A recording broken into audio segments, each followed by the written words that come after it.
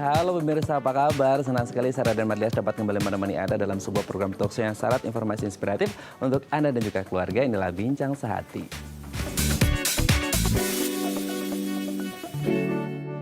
Ya pemirsa, pasti kita sudah tidak asing lagi dengan yang namanya sendi. Di dalam tubuh manusia, tubuh kita itu pasti ada yang namanya sendi. Sendi ini sendiri berfungsi untuk menghubungkan di antara dua tulang gitu ya. Sehingga kita bisa bergerak maju, mundur, ke kanan, ke kiri seperti itu. Lalu pertanyaannya bagaimana sih cara menjaga kesehatan sendi dan bagaimana yang harus kita lakukan ketika terjadi peradangan pada sendi. Nah inilah topik yang akan kita bahas hari ini, yaitu cegah radang sendi. Namun sebelum membahasnya kita akan membahas terlebih dahulu nih. Fun fact membangun hubungan positif di lingkungan kerja. Kita lihat satu-satu ya. Kita lihat yang pertama. Selalu bersikap ramah dan beri dukungan pada rekan kerja. Nah ini sebenarnya kalau kita ngomongin tentang lingkup ruang kerja gitu ya. Satu hal yang mungkin kalau menurut saya pribadi adalah ketika kita menemukan rasa nyaman seperti itu. Jadi nggak ngomongin melulu masalah gaji yang gede gitu ya, gaji yang besar gitu. Tapi first point adalah tentang rasa nyaman. Jadi kalau bisa kita bisa ramah-ramah gitu sama teman-teman kita kerja yang lain supaya kita kerjanya juga nyaman seperti itu ya. Kita lanjut yang kedua. Bertanggung jawab atas apa yang Anda lakukan. Nah ini juga menjadi penting ya, karena yang namanya pekerjaan, kita bekerja sebagai karyawan, pasti kita punya job desk masing-masing, hak dan tanggung jawab. Nah hak kita sudah dapatkan, misal seperti gaji, nah tanggung jawabnya seperti apa? Ya berarti kita harus bertanggung jawab atas apa-apa yang sudah kita lakukan di pekerjaan kita. Termasuk salah satunya mungkin adalah deadline gitu ya. Jadi kalau deadline-nya udah hari ini, ya harus hari ini dikumpul gitu, nggak boleh ngaret gitu ya. Oke, kita lanjut yang ketiga. Pahami bahwa setiap orang itu unik. Nah ini yang harus menjadi pertimbangan kita juga kalau kita lagi kerja di kantor gitu ya. Jadi jangan berpikir bahwa semua orang itu harus sama kayak kita gitu. Jadi kalau kita A, semua orang harus A. Mungkin ada yang B, ada yang C, ada yang D, bahkan mungkin ada yang Z. Jauh banget beda sama kita. Makanya setiap kita melihat orang, oh mungkin mereka punya cara kerja seperti ini gitu. Jadi kalau bisa kita menghargai apa yang menjadi sistematis dalam diri mereka gitu ya. Kita lanjut yang keempat. Kurangi bergosip. Nah ini juga menjadi penting gitu ya, karena bergosip itu biasanya mengandung hal-hal yang negatif dan belum tentu benar. Jadi kalau kita lagi di kantor sebisa mungkin kita memanfaatkan waktu untuk hal-hal yang produktif. Kurangi bergosip alias bergibah gitu ya.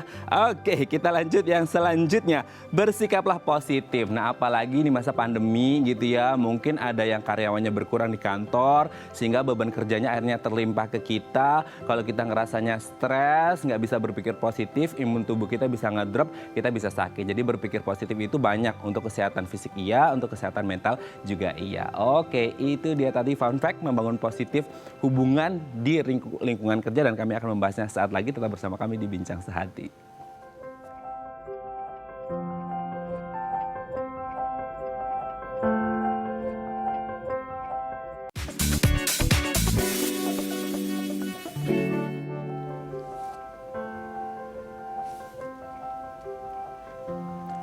Baik, Anda masih bersama kami di Bincang Sehati. Tadi di segmen sebelumnya kita sudah membahas bagaimana membangun hubungan positif di lingkungan kerja. Dan untuk membahasnya telah tersambung bersama kami di sambungan Zoom dengan Mbak Lucy Kusman, seorang transformation coach. Selamat pagi Mbak Lucy, apa kabar?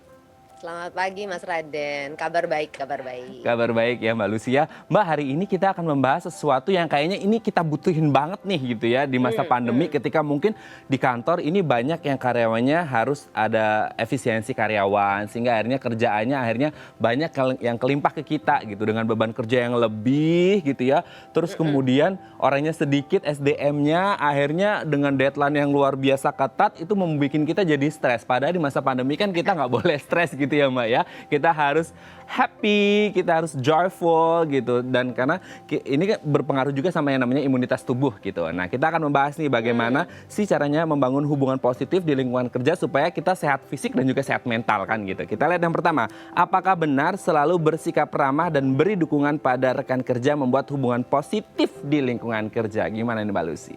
Iya, itu menarik nih bahasannya hari ini nih Mas Raden.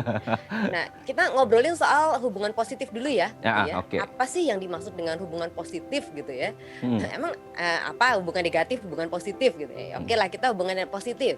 Nah, yang dimaksud dengan hubungan positif dalam dunia kerja sebetulnya adalah hubungan yang menyenangkan gitu ya. Jadi bisa meningkatkan engagement baik dengan sesama karyawan, dengan atasan, dengan bawahan maupun dengan pekerjaan itu sendiri gitu. Nah, kalau engagementnya bagus, pasti kan produktivitasnya tinggi, ya kan? Kalau produktivitasnya tinggi, akan ada pencapaian-pencapaian yang bagus, yang membanggakan, sehingga ujung-ujungnya akan meningkatkan kepuasan kerja, gitu. Nah, itu yang dimaksud dengan hubungan positif. Nah, sebetulnya kalau kita bicara dengan mengenai hubungan positif di dunia kerja, kan ini bicara antar manusia ya, Mas mmm, Raden ya, gitu ya. betul, Kalau bicara antar manusia, mari kita bicara tentang bagaimana cara otak kita bekerja gitu oke, kan ya, terutama otak sosial gitu ya. Nah sebetulnya mudah aja sih kalau otak manusia tuh cara kerjanya sederhana. Dia akan mendekati sesuatu yang nyaman dan akan menjauhi sesuatu yang nggak nyaman, ya mhm, nggak? Terus meminimalisir hal-hal yang nggak nyaman, memaksimumkan hal-hal yang nyaman, gitu kan mhm, cara kerja otak kita ya. betul, Nah, kalau bicara soal hubungan positif tadi, tentunya dengan bersikap ramah, kemudian memberikan dukungan, itu akan membuat keadaan menjadi nyaman, gitu kan. Dan manusia suka dengan hal-hal seperti itu. Eee, Sama juga begini nih, saat kita berhubungan dengan orang baru gitu ya, atau dengan orang-orang di sekitar kita, otak kita tuh cepet banget itu memilah-milah nih, mmm, ini teman atau lawan gitu kan. Nah kalau misalnya dianggap sebagai teman maka akan mau meneruskan mhm, relasinya gitu kan otak kita kerjanya gitu. Jadi sepenting itu loh bersikap ramah dan memberi dukungan. Sedikit lagi nih Mas Raden, mhm, ada beberapa penelitian yang ingin saya sharingkan gitu ya. Dari Gallup Internasional itu ada penelitian bahwa katanya kalau kita berteman dengan baik di lingkungan kerja, maka akan bisa meningkatkan job satisfaction tuh sampai 50%. Kan jadi penting tuh kan kalau ngelihat kayak gitu kan. mhm, Terus, meningkatkan productivity kata MIT. mhm, Satu lagi dari Harvard University bilang, ternyata loh kalau orang kesepian itu cenderung akhirnya, nggak bisa fokus, kemudian bisa stres gitu. Bahkan ujung-ujungnya bisa, sampai menyebabkan penyakit, heart attack dan stroke. Kan serem banget kan gitu. Nah, itu menjawab tuh tadi, secara, menyeluruh gitu ya, Mas, ya, kenapa, mhm. kita bersikap ramah dan memberi dukungan terhadap rekan kerja itu menjadi sangat penting untuk, kebahagiaan kita dalam, bekerja gitu ya, dan terutama job satisfaction. Oke, terkait dengan job satisfaction ya, jadi kepuasan kerja kita gitu. Jadi memang kalau menurut Mhm, saya pribadi sih Mbak Lucia ini, heeh, kalau kita ngomongin antara which one do you prefer gitu, maksudnya gaji atau kenyamanan, pasti aku pribadi pasti lebih nyamannya dulu gitu, daripada kita gaji gede gitu ya, tapi nggak nyaman jadi malah akhirnya bikin apa ya, gejala psikosomatis gitu ya, dari sakit pikiran jadi sakit fisik kan gitu, jadi nggak enak banget ya. kalau Bolehlah bisa kalau dapat akhirnya dua-duanya boleh ya, Mas, ya? nah itu baru saya ngomong. Kalau dua-duanya boleh lah ya gitu. Oke, Mbak Lucy kita lanjut yang kedua. Apakah benar bertanggung jawab atas apa yang Anda lakukan membuat hubungan positif di lingkungan kerja? Gimana nih? Gimana gimana, Mas? Sorry barusan Oke, keputus. apakah benar bertanggung jawab atas apa yang Anda lakukan membuat hubungan positif di lingkungan kerja? Oh, Hmm, iyalah ya. Balik lagi ke si otak-otak manusia nih gitu ya, karena Oke. kita kan manusia yang mesti harus memahami cara bekerja otak kita dan otak orang lain di sekitar kita gitu ya. Kalau kita lihat, otak manusia tuh suka pada hal-hal yang bisa diprediksi gitu ya, yang, jelas gitu kan, karena itu membuat kita merasa aman gitu kan. Kalau merasa aman ujung-ujungnya balik tadi gitu ya, kita akan mendekati hal yang menyenangkan untuk kita. Nah, kalau kita punya rekan kerja yang bertanggung jawab kan kita jadi bisa memprediksi ya gitu ya. Misalnya diberi pekerjaan, kita jadi bisa melihat bahwa, oh ini jelas nih suatu saat, hasilnya akan, baik gitu kan. Itu membuat kita bisa membangun, kepercayaan gitu ya, itu nyaman banget deh kalau punya rekan kerja seperti itu.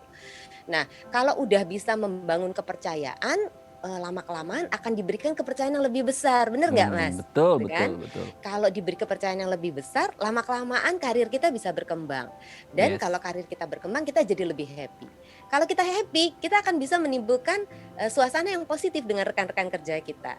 Jadi sebetulnya dimulai dengan bertanggung jawab itu panjang akibatnya gitu ya. Kalau kita mau mengambil sikap untuk bertanggung jawab, kita bisa mendapatkan kepercayaan dari orang-orang sekitar kita. Dan balik lagi, tentunya hasil kerja kita pun akan menjadi lebih baik. Balik lagi juga Mas, ada rasa bangga, pencapaian, dan kembali kepada job satisfaction. Oke, berarti Kalau menurut aku semuanya begitu punya ya. efek domino gitu ya Mbak Lucy ya. Punya Ketika efek kita domino. bertanggung jawab nanti ujung-ujungnya adalah yang bagus. Tapi kalau nggak bertanggung jawab ya ujung-ujungnya juga jelek. Karena ini juga berpengaruh pada jenjang karier kita juga gitu ya di kantor Iya, kita gitu. Oke, kita bener lanjut yang ketiga. banget. Oke Mbak Lucy yang ketiga. Yang Apakah ketiga. benar kurangi bergosip? Nah ini membuat hubungan positif di lingkungan kerja. Gosip ini kan menarik ya, karena gosip ini nggak perlu usaha keras untuk membuktikan gitu ya. Yang penting Kadang enak belum tentu diomongin gitu. kebenarannya. Kenapa Mas? Yang penting enak diomongin gitu.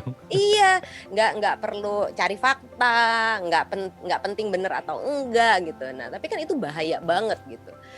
Bener banget bahwa mengurangi gosip atau menghilangkan gosip sebetulnya kalau menurut saya itu menjadi sangat penting untuk membangun keadaan atau situasi yang positif di lingkungan kerja.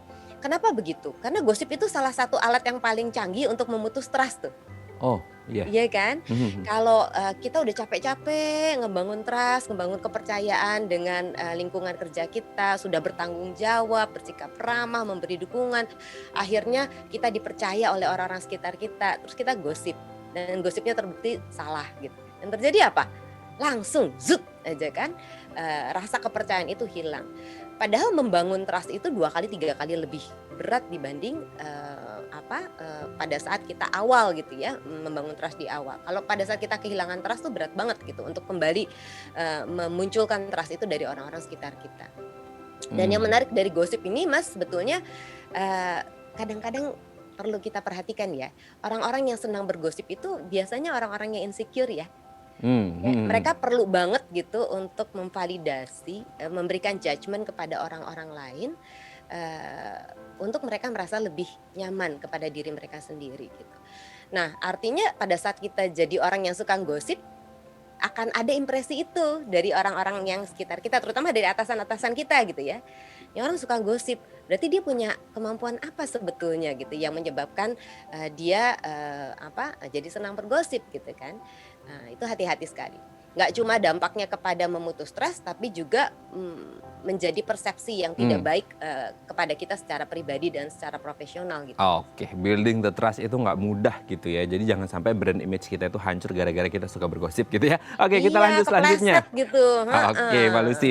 Apakah benar pahami bahwa setiap orang adalah unik membuat hubungan positif di lingkungan kerja? Setiap orang itu unik gitu, gimana nih?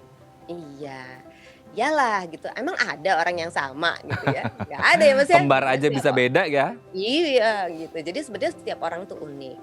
Dan balik lagi kepada tadi ya, kalau bicara soal manusia, kita tuh sama aja lah ya. Di mana-mana manusia itu pengen ngerasa dianggap gitu ya, pengen ngerasa penting, pengen ngerasa diapresiasi gitu. Jadi diterima sebagai sesuatu pribadi yang unik itu bisa meningkatkan rasa kita merasa penting gitu kan, dan akhirnya bisa menjaga harga dirinya kita. Karena dalam membangun relasi dengan teman-teman kerja gitu ya, di dunia kerja penting sekali untuk memahami dunia orang lain. Nah, kalau kita bisa memahami dunianya orang lain, dunia tuh bagaimana tiap orang tuh punya cara berpikir, cara dibesarkan, cara bersikap, bahasa yang berbeda gitu ya. Kalau kita bisa memahami dunia orang lain dan bisa melihat dari sudut pandang orang lain, maka perlahan-lahan kita bisa membangun respect gitu. Kita bisa respect terhadap cara berpikir orang lain, cara orang lain berbicara, bahasanya, cara dia mengambil keputusan. Dan kalau kita bisa mengambil sudut pandang yang tepat, akhirnya kita bisa respect terhadap orang tersebut. tersebut. Nah, kalau kita bisa respect terhadap orang tersebut, kita juga akan diberikan respect. Karena respect itu kan di-earn ya, tidak diberikan gitu ya, bukan kita minta gitu ya, tapi itu akan diberikan dengan sejalan dengan track recordnya kita. Nah, memahami orang lain unik sebetulnya ujung-ujungnya adalah merespek orang tersebut. Oke, Mbak Lucy yang terakhir nih, ini mungkin kayaknya ada lagi yang terakhir. pamungkasnya dan ini paling penting kayaknya. Ketika kita mau membangun hubungan positif dalam lingkungan kerja, satu hal yang harus kita tanamkan, bersikap dan berpikir positif, betul nggak? Iya, saya selalu percaya ya, kalau ingin mengubah sesuatu itu mulailah dari diri sendiri gitu ya. Jadi kalau kita pengen berada di sebuah lingkungan kerja yang positif, mulailah dari diri sendiri. Bersikaplah positif gitu ya, kalau kata fun fact-nya itu ya. Bersikaplah positif, karena kalau kita bersikap positif, kita punya energi bagus ya. Dan saya percaya bahwa energi itu menular loh. Kalau energi kita positif, itu akan menular ke sekitar kita. Kayak gini deh Mas Raden pernah nggak sih duduk di sebelah orang nggak perlu ngapa-ngapain kok rasanya nyaman gitu deket dia? Ya Ini kan? pertanyaan bersifat pribadi kayaknya. Nah, karena memang dia punya energi yang positif gitu. Kalau kita bersikap positif dan terbiasa punya habit untuk berpikir dan bersikap positif, maka sebetulnya energi kita jadi positif dan itu menular kepada sekitar kita. Maka perlahan-lahan lingkungan kerja kita pun bisa menjadi lingkungan kerja yang positif. Mulailah dari diri sendiri, itu yang paling penting sih Mas kalau menurut aku. Oke, berarti memang harus dimulai dari diri kita sendiri, kesadaran diri kita sendiri untuk bersikap positif sehingga bisa membuat semuanya jadi positif juga ya. Baik, terima kasih Mbak Lucy, Transformation Coach kita pada pagi hari ini sudah berbagi informasi bersama kami. Semoga sehat-sehat terus dan salam untuk keluarga di rumah. Selamat pagi, terima kasih Mas Raden, sampai ketemu lagi ya. Sampai ketemu lagi, terima kasih. Baik pemirsa, selanjutnya kita akan membahas tema kita hari ini, cegah radang sendi. Bagi Anda yang memiliki pertanyaan seputar tema kita hari ini, Anda bisa menghubungi kami di nomor 021 290 32644 atau DM Instagram kami di @bincangsehati.tv. Kami akan segera kembali.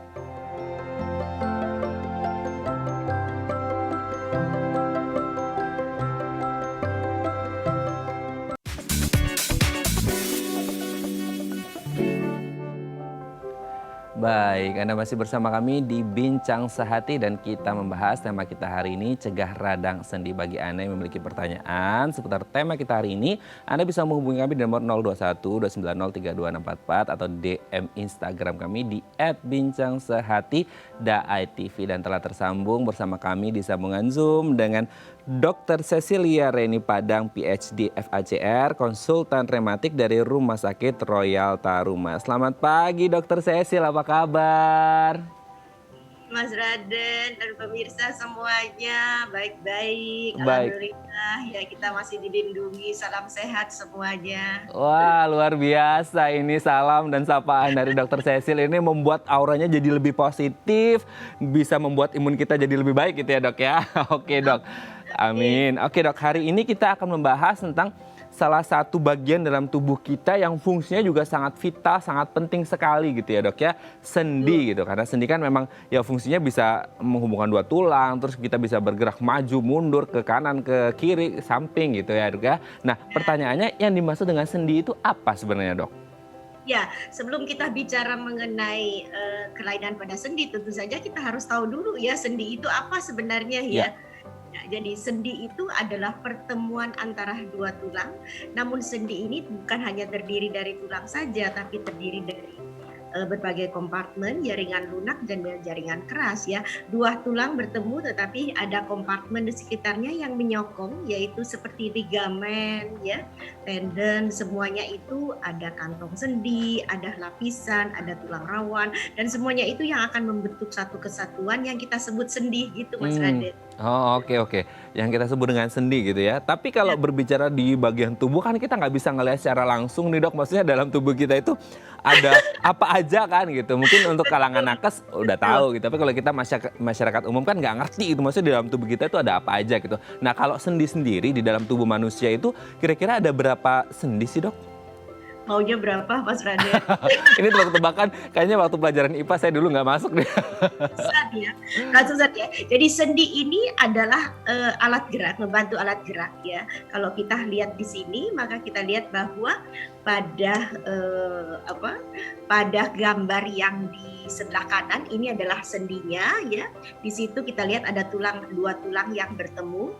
Kemudian di antaranya ini akan ada tulang rawan sebagai bantalannya ya.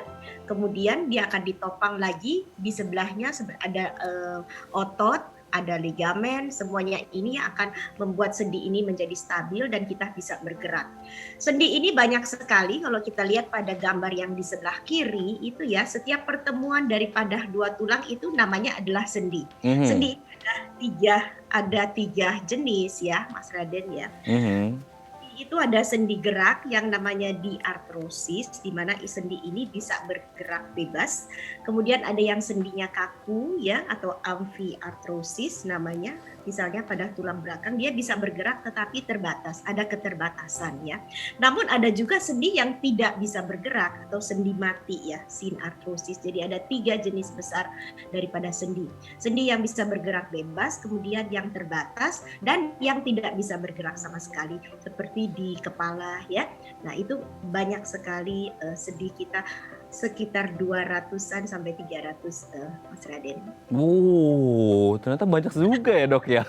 Dan nggak kita sadari gitu. Paling kita taunya yang umum-umum di sini gitu. Ternyata banyak banget 200 sampai 300 gitu. Jadi kalau nggak ada sendi kita nggak bisa bergerak.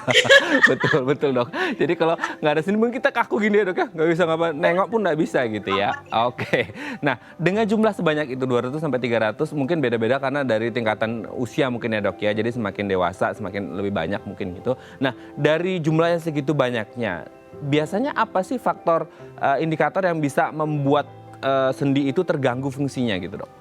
Baik, karena sendi itu merupakan satu kesatuan, dia kan ada tulang, ada juga tulang rawan, ada juga otot di sampingnya yang membantu pergerakan, ada ligamen ya, ada tendon. Nah kalau ada gangguan daripada salah satu kompartemen ini, maka akan terjadi gangguan pada sendi. Kita tidak akan bisa menjalankan fungsi sendi dengan baik ya sebagai alat gerak ya.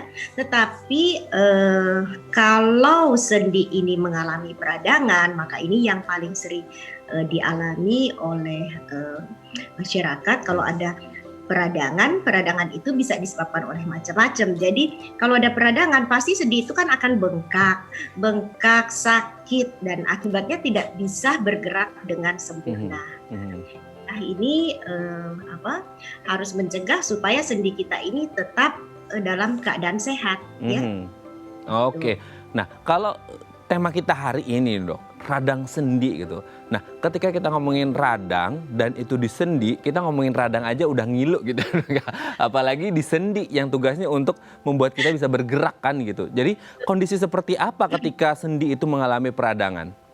Ya, pada waktu sendi itu mengalami peradangan, maka itu akan terjadi proses di dalam yang proses inflamasi atau radang, di mana sendi ini akan menjadi bengkak, kemudian sakit, merah, dan tidak bisa bergerak. Itu adalah ciri-ciri khas daripada satu radang sendi. Penyebabnya bisa bermacam-macam, Mas Raden. Oke. Ya, jadi radang sendi ini sebenarnya bukan nama penyakit ya, tetapi satu istilah, satu keadaan simptom atau gejala ya, radang sendi. Dia bisa disebabkan oleh banyak hal. Yang sering terjadi dalam masyarakat, apalagi habis tahun baru begini ya, radang sendi akibat asam urat ya, Mas Raden. Makan makanan itu ya dok ya. Oke. Gout ya, artritis gout ya. Gout ini disebabkan oleh produksi daripada asam urat yang berlebihan di dalam badan, kemudian tertimbun karena dia sudah tidak mampu ditampung di plasma darah, maka dia akan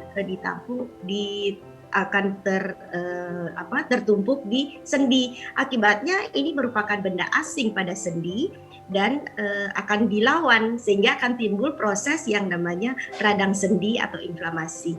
Nah ini paling sering, apalagi setelah acara-acara, biasanya malam hari kita makan-makan enak, ada pesta, besok pagi bangun tidur sangkanya ibu jari kakinya tuh disengat lebah, padahal sama asam urat ya yang tertimbul dan timbul rasa sakit yang luar biasa ya.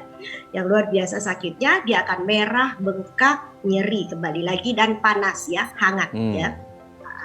Kemudian radang sendi juga bisa disebabkan oleh penyakit yang cukup serius namanya artritis reumatoid atau rematik tulang yang menimbulkan inflamasi yang sangat luas yang bersifat sistemik.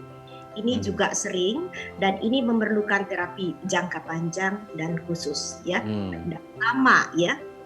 Ini kemudian juga bisa timbul karena adanya infeksi di sendi ya, infeksi pada sendi itu juga bisa menimbulkan radang.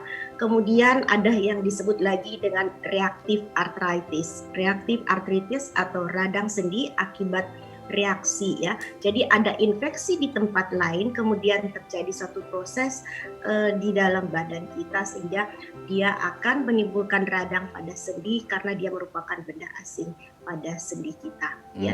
Biasanya reaktif merupakan bagian dari satu penyakit rematik yang disebut spondyloarthropathy atau kita kenal juga dengan ankylosing spondylitis. Oke dok, kalau kita berbicara tentang faktor pemicunya atau faktor risikonya gitu ya dok ya, sebenarnya ada pengaruh nggak sih dok kayak usia atau jenis kelamin gitu kan? Karena kalau ngomongin usia kan pasti degeneratif kan gitu, maksudnya semakin tua itu ada hubungan nggak atau sebenarnya tergantung pola hidup juga sebenarnya gitu? Ya, jadi tergantung daripada penyebab radangnya ini apa gitu. Ada saya bilang, ada faktor resikonya. Misalnya pada penderita artritis gout atau yang dengan disertai biasanya dengan kadar asam urat yang tinggi, ini biasanya pria berusia pertengahan ya, produktif ya. Biasanya dia akan mulai pada usia produktif. Kemudian genetiknya biasanya ada faktor genetik ya. Kemudian bersifat familiar ya. Jadi kalau ada bapaknya atau omnya atau keponakannya yang sakit, biasanya dia juga ikut sakit ya. Tetapi ada juga orang yang dengan kadar asam urat yang sudah tinggi terus-menerus tapi belum pernah terjadi serangan. Kenapa? Karena diduga adanya faktor genetik ini. Sayangnya faktor genetik ini belum kita tahu faktornya apa. Ya, ini pada pria, biasanya pada pria usia produktif. Kemudian kalau artritis reumatoid atau rematik tulang yang saya sebutkan tadi yang bersifat sistemik, biasanya ada faktor genetik. Ini sudah diketahui dengan jelas, yaitu adanya HLA-DR4. Kemudian pada radang sendi artritis reumatoid ini predisposnya adalah wanita juga usia produktif. Ya. Jadi bukan semua penyakit rematik itu miliknya orang tua ya. Anak-anak juga bisa terjadi ya, yang juvenile chronic arthritis. Kemudian pada pria maupun wanita pada usia produktif juga ada. Prianya gout, wanitanya artritis reumatoid atau systemic lupus. Kemudian pada usia lanjut ada lagi yang osteoartritis, osteoporosis. Oke, berarti memang tidak hanya berlaku pada usia-usia senior gitu ya dok ya, tapi semuanya juga bisa berlaku gitu ya, tergantung ya kembali lagi ke faktor risikonya seperti itu ya dok ya. Oke dok, nanti kita akan lanjut lagi ya dok ya, ngomongin tentang radang sendi, bagaimana cara pengobatannya gitu ya kalau akhirnya mengalami radang sendi tersebut. Baik pemirsa, bagi Anda yang memiliki pertanyaan seputar tema kita hari ini, Anda bisa menghubungi kami di nomor 021 290 32644 atau DM Instagram kami di @bincangsaatidayatv. Kami akan segera kembali.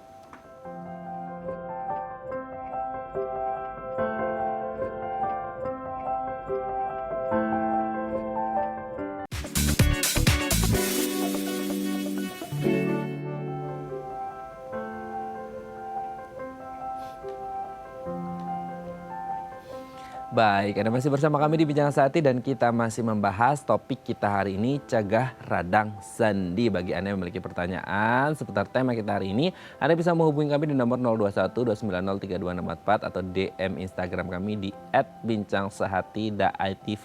Kita masih bersama dengan Dr. Cecilia Reni Padang, PhD FACR, konsultan rematik dari Rumah Sakit Royal Taruma. Kita lanjut lagi ya, Dr. Cecil. Halo Mas Rad. Dok, oke, kita lanjut lagi nih dok. Kalau tadi kan ngomongin tentang sendi itu kan erat kaitannya dengan tulang gitu ya dok ya. Nah salah satu hal mungkin kalau kita ngomongin tulang itu, tulang akan bermasalah kalau kekurangan kalsium gitu. Nah kalau sendi sendiri apakah salah satu faktor risikonya itu bisa dari kekurangan kalsium juga atau enggak sebenarnya? Ya, baik. Mas Raden ini pinter sekali ya. Kalsium tentu saja diperlukan untuk tulang tentu saja ya, dan karena sendi ini secara tidak langsung sebenarnya dia kan terdiri dari tulang juga ya, jadi tulang ini juga membutuhkan kalsium walaupun secara tidak langsung. Dulu dikatakan pada gangguan pada sendi tidak terjadi demikian, tetapi sekarang memang karena dia adalah bagian daripada tulang juga, tentu saja dia memerlukan kalsium. Dan pada radang yang terlalu lama, maka tulang-tulang itu akan terjadi erosi, di mana tulang-tulang ini akan diserap seperti pada proses osteoporosis juga, di mana tulang-tulang kita akan diserap. Karena itu pada gangguan sendi atau untuk kesehatan sendi kita juga memerlukan kalsium ini. Tentunya dalam jumlah yang cukup ya, tidak berlebihan ya. Oke, dengan jumlah atau porsi yang cukup tidak berlebihan gitu ya dok ya. Oke dok, saya jadi keinget lagi nih, tadi dokter sempat menyebut bahwasanya radang sendi itu kan bukan penyakit gitu ya dok ya. Ini simptom gitu ya, gejala seperti itu. Nah pertanyaannya ketika ini bukan penyakit, simptom aja gitu dok. Sebenarnya ini apakah akan menjadi mungkin alarm gitu ya, atau lampu kuning atau bahkan mungkin lampu merah ketika ini mungkin saja bisa relate ke komplikasi gitu dok. Persis. Jadi radang sendi ini kan seperti saya katakan tadi, atau kita istilah kedokterannya adalah inflamasi, itu adalah satu gejala ya, gejala dari penyakit. Kalau ada radang sendi, maka kita harus melihat radang sendi ini disebabkan oleh apa? Karena kalau kita hanya melihat satu saja, oh radang sendi aja, udah kita obatin aja pakai obat anti radang ya, hilang. Tetapi tidak berapa lama lagi muncul karena penyebabnya tidak ada. Dalam pengobatan selalu ada pengobatan akan gejala-gejala yang timbul dan pengobatan penyebabnya ya. Jadi kita terapi namanya terapi simptomatis dan terapi kausatif ya. Jadi penyebabnya juga harus dihilangkan. Kalau penyebabnya tidak kita hilangkan, dia akan muncul dan muncul lagi. Karena itu radang sendi ini harus kita periksa lagi apakah ini memang cuman karena infeksi aja setelah kita berikan obat dia sudah hilang, tapi kita juga harus lihat apakah ada faktor lain, misalnya faktor inflamasi sistemik seperti pada rheumatoid arthritis. Kalau hanya simptomatik aja tanpa mengobati penyakit RA-nya atau rheumatoid arthritis, ya maka radang ini akan berulang dan berulang lagi. Begitu juga pada yang akibat daripada asam urat. Kalau asam uratnya kita tidak kontrol dengan baik, maka pasti dia akan muncul lagi dan muncul lagi. Jadi itu yang namanya terapi kausatif. Tetapi pada umumnya kita pada saat-saat di mana terjadi radang akut, tentu pasien atau penderita ini akan merasa sangat nyeri dan dia tidak bisa beraktivitas. Karena itu kita harus segera memberikan pengobatan pada inflamasi atau radang akut ini. Setelah radang akut ini hilang, kita harus mencari, atau bukan setelah hilang, sambil mengobati kita harus segera mencari pemeriksaan apa yang akan kita lakukan untuk mencari penyebab langsung daripada radang sendi ini. Karena seperti tadi saya katakan bisa disebabkan oleh berbagai penyakit rematik. Oke, bisa penyebabnya banyak gitu ya dok ya. Oke dok, sebelum lanjut dok, ini sudah ada DM Instagram dari pemirsa Bincang Sehati, saya bacakan ya dok ya. Dari @Shintia. Dok, usia saya 34 tahun. Setiap bangun tidur, badan saya langsung kesemutan di kaki dan tangan. Ini setiap bangun tidur nih dok, kesemutan di kaki sama di tangan. Jadi saya butuh beberapa menit untuk diam dulu baru berjalan. Kira-kira apa ada hubungannya dengan radang sendi nih dok dari Mbak Cynthia nih, gimana nih dok? Kalau kita bicara dengan kesemutan ya, kesemutan itu pasti arahnya adalah ke bagian syaraf ya, ke neurologi ya, bukan ke sendi. Kalau sendi pasti pada pertemuan antara dua tulang ya, di mana di situ yang akan terjadi peradangan. Jadi kalau kesemutan udah pasti bukan disebabkan oleh radang sendi ya. Karena usia masih sangat muda 34 tahun, maka kita harus periksa ini. Nggak bisa, ini kan 34 tahun masih muda sekali ya. Bisa aja disebabkan karena adanya gangguan aliran darah atau gangguan pada syaraf atau ada gangguan autoimun ya, ini harus kita periksakan. Saya anjurkan untuk ke dokter spesialis syaraf atau neurologis.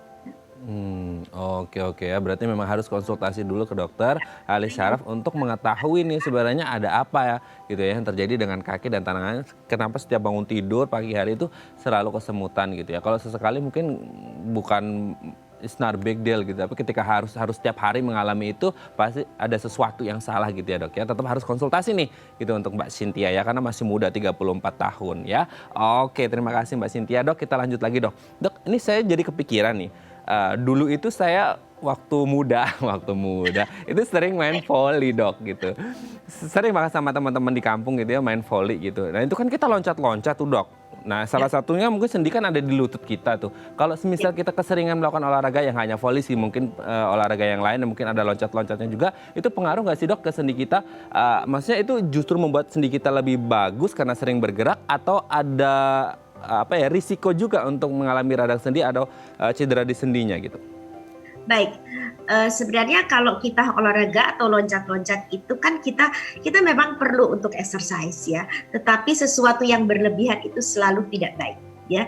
Jadi kalau kita misalnya sudah ada gangguan misalnya pada usia di atas 60 tahun di mana sudah ada terjadi penipisan daripada tulang rawan dengan proses perkaturan atau osteoartritis, maka kita harus mengurangi olahraga yang membebani sendi.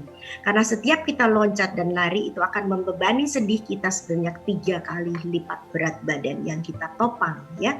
Jadi kalau kita berolahraga dengan benar, dengan posisi yang benar juga, maka itu akan membantu sendi kita juga untuk lebih sehat ya pada waktu masih usia muda. Tetapi pada usia yang sudah lanjut itu kita tidak anjurkan, atau pada pasien-pasien yang ada gangguan dengan radang sendi ya. Yang ada radang sendi itu harus diistirahatkan, tidak boleh dipakai dulu sampai sendinya ini benar-benar sudah tidak ada peradangan. Karena kalau enggak kita akan memicu peradangannya akan lebih hebat lagi ya. Oke, berarti kita harus bisa mengukur kapasitas dan kemampuan kita sebenarnya dok ya untuk berolahraga. Olahraga itu bagus gitu, tapi kita juga harus mengukur diri kita sendiri. Kita mau olahraga sehat atau prestasi, kita orang biasa atau atlet gitu ya dok ya. Jadi semuanya harus sesuai dengan porsi. Oke dok. Tapi yang bisa olahraganya setengah jam malah mendingan 2 jam aja deh. Jadi berlebihan gitu ya dok ya. Oke dok, nah ini yang biasa terjadi dan sering banget terjadi di masyarakat umum mungkin gitu ya dok ya. Ketika orang mengalami entah itu kayak pegel-pegel atau linu-linu gitu ya, atau mungkin yang sebenarnya itu adalah radang sendi, itu banyak orang yang akhirnya melakukan pijat gitu dok. Nah dipijat itu kan sering banget gitu masyarakat umum. Itu sebenarnya gimana dok? Bahaya atau tidak, atau seperti apa sih sebenarnya? Baik, sebenarnya saya nggak boleh bilang tidak boleh dipijat, tetapi pada radang sendi khususnya itu tidak boleh. Pada sendi-sendi itu tidak boleh dipijat. Kalau untuk otot-ototnya saja, untuk relaksasi ototnya yang kaku, nah itu silahkan aja. Tetapi pada pertemuan antara kedua tulang, pada sendi itu tidak boleh dipijat ya, karena itu akan memicu terjadinya suatu peradangan atau pembengkakan kalau sendi pernah mengalami cedera. Jadi kalau lagi cedera, lagi bengkak, kita jangan dipijat di sendinya ya. Tetapi kalau sekedar untuk otot-ototnya biar relaksasi, yang kaku-kaku hilang, itu silahkan aja. Oke. Terakhir dok, mungkin pengobatan seperti apa sih yang harus dilakukan? Apakah terapi yang seperti tadi dokter sebut atau seperti apa? Dan ini sebenarnya penyakit bisa sembuh total atau jangka panjang? Baik, kalau kita bicara terapi, kembali kita bicara bahwa ada 2 terapi, yaitu terapi simptomatis atau gejala-gejalanya, dan terapi jangka panjang atau kausatif. Ya, kalau kita pada keadaan akut, misalnya pada yang disebabkan oleh asam urat, sebelum kita ke dokter, mungkin ini terjadi pada malam hari atau pada tidur dan sebagainya, kita boleh bantu dengan adanya inflamasi akut ini atau radang sendi akut ini, kita bisa bantu dengan kompres dingin. Ya, kalau dia merah panas, maka kita akan membantu dengan kompres dingin. Tapi kita nggak boleh kasih panas, karena prinsipnya adalah dingin dikasih panas, panas dikasih dingin. Ya. Kemudian itu dalam keadaan akut untuk masyarakat. Nah, dokter akan memberikan obat-obat anti radang untuk menenangkan proses peradangan ini. Kemudian akan dilihat penyebabnya. Kalau penyebabnya ini memang hanya karena overuse aja daripada sendi, maka kita akan menganjurkan untuk istirahat. Tetapi kalau ada infeksi, kita akan memberikan obat anti-infeksi atau antibiotik. Kemudian kalau dia hanya reaktif, kita harus lihat penyebabnya apa. Dan pada yang paling complicated adalah artritis rheumatoid. Ya, artritis rheumatoid atau radang sendi. Pengobatannya adalah jangka panjang, bahkan sometimes life. Ya, nah ini kita harus benar-benar telaten dan diberikan terapi oleh dokter-dokter. Kompetensi memberikan pengobatan terhadap radang sendi ini. Oke, berarti kalau Anda pemirsa mungkin punya keluhan seputar sendi Anda yang mungkin melalui peradangan atau apapun tentang sendi, mungkin bisa konsultasi gitu ya sama Dokter Cecil. Enak banget nih ngobrolin sama Dokter Cecil ya. Tapi nanti kita akan lanjut lagi Dok, ngobrol di segmen selanjutnya. Kita akan membahas beberapa tips yang mungkin bisa kita lakukan untuk menjaga kesehatan sendi kita gitu ya Dok ya. Baik pemirsa, bagi Anda yang memiliki pertanyaan seputar tema kita hari ini, Anda bisa menghubungi kami di nomor 021 290 32644 atau DM Instagram kami di @bincangsaatidayatv. Kami akan segera kembali.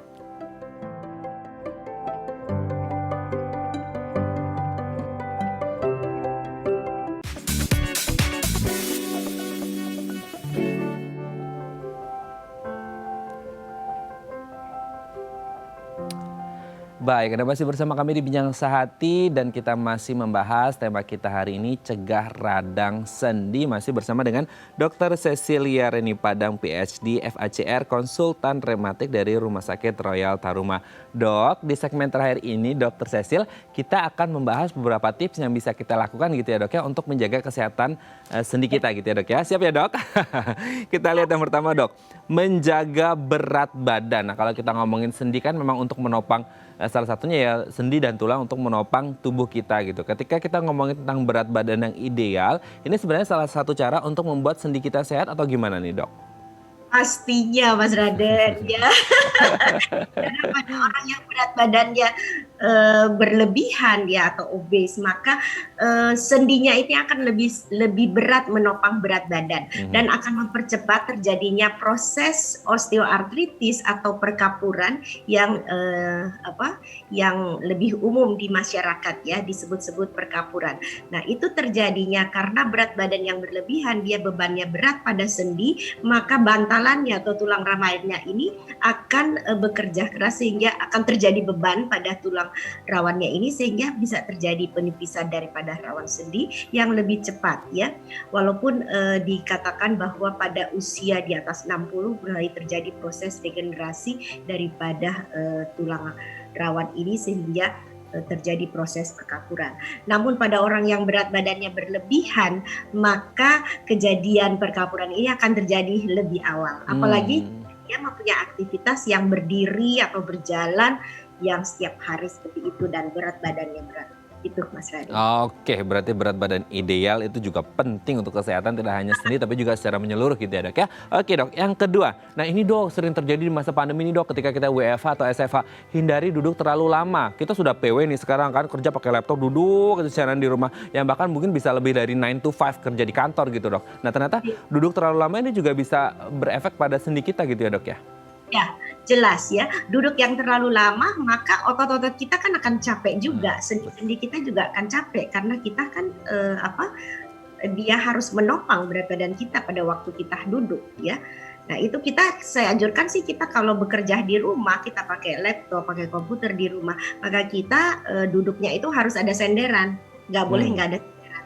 Karena itu akan membantu otot-otot kita dalam menopang berat badan kita. Kemudian kalau pada anak-anak yang di rumah ya sekarang ini sepertinya menabung tulang itu menjadi sedikit ya Mas Raden ya. Iya, betul. Tidak ada lagi yang bermain di tanah lapang, Betul. kejaran layang-layang, kemudian bermain bola. Kalau dulu kan lari-lari ya, berlari. Maka dengan berlari-lari itu kita akan menopang tulang kita, akan menabung tulang kita di hari tua. Nah, itu dia ya. Jadi meskipun mungkin anak-anak sekarang yang di rumah lagi SFA gitu ya, nggak bisa main keluar, tetap harus aktivitas fisik gitu ya Dok ya di rumah. Dan ini menjadi PR orang tua untuk ngasih tahu anaknya untuk tetap aktivitas fisik, nggak boleh cuma nonton TV sambil makan snack. Nggak bagus juga buat kesehatan. Sekarang ini semuanya main bola aja pakai jaket ya. Sekarang main bola pakai gadget, semuanya pakai gadget ya. Padahal harus ada aktivitas Semuanya fisik. harus pakai ini ya. Jadi sebenarnya kita nggak boleh ya, kita harus ya. Oke, berarti ini ada hubungannya dengan postur tubuh juga ya Dok ya. Untuk kemudian kita harus memperhatikan postur tubuh kita supaya nggak mungkin kalau duduk di rumah terlalu bungkuk gitu ya. Atau kemudian kalau kita kerja pakai laptop mungkin di tempat tidur kita kayak gini ini juga bisa memengaruhi sendi kita gitu ya Dok ya. Gurep di tempat tidur nggak boleh. Oke, berarti memang seperti duduk, postur tubuh ini menjadi sangat penting untuk menjaga kesehatan sendi kita gitu ya. Oke Dok, yang selanjutnya nih, yang juga sangat penting ini sebenarnya adalah konsumsi makanan bergizi. Sebenarnya apa yang dibutuhkan gitu untuk sendi supaya sendi kita ini sehat Dok? Asupan seperti apa? Vitamin atau seperti apa nih? Ya, sekarang ini kita memang semua harus makan yang sehat ya. Karena kita harus sehat, harus membentuk imunitas tubuh kita yang sehat ya di era pandemi ini. Makanan yang sehat itu, semua makanan itu tentu saja sehat kalau tidak berlebihan ya Mas Raden ya. Iya betul. Ya, dalam era pandemi ini vitamin D3 sangat-sangat diperlukan. Ya, vitamin D itu sangat diperlukan. Berjemur matahari, kemudian vitamin D ini sangat-sangat kita perlukan untuk kesehatan tubuh kita karena ternyata vitamin D ini selain dia akan membantu tulang-tulang kita, membantu otot-otot kita, juga dia akan membantu imunitas kita. Itu yang terakhir yang ada penelitiannya, bahwa dengan vitamin D3 akan membantu imunitas kita. Dengan imunitas kita yang tinggi, maka kita akan berusaha untuk tidak terserang penyakit-penyakit ya. Jadi makanan-makanan yang harus dihindari itu sangat-sangat tergantung daripada apa yang kita dapatkan pada tubuh kita. Misalnya yang orang dengan asam urat yang tinggi ya, kita tidak menganjurkan makanan dengan protein yang tinggi karena protein akan dirubah menjadi menjadi hasil akhir adalah asam urat ya. Oke. Yang akan memicu radang sendi. Oke, baik. Terima kasih Dokter Cecil. Hari ini sudah berbagi bersama kami di Bincang Sehati. Kita doakan supaya kita yang lagi WFH, SFH ini tetap sehat terus. Dan kalau bisa perhatikan postur tubuh, asupan bergizi, dan pastinya olahraga juga supaya sendi kita tetap sehat, tidak mengalami radang sendi seperti itu ya Dok ya. Terima kasih Dokter Cecil. Sehat-sehat terus. Salam untuk keluarga di rumah dan teman-teman di Rumah Sakit Royal Taruma. Selamat pagi. Terima kasih Dok. Terima kasih Mas Raden. Iya.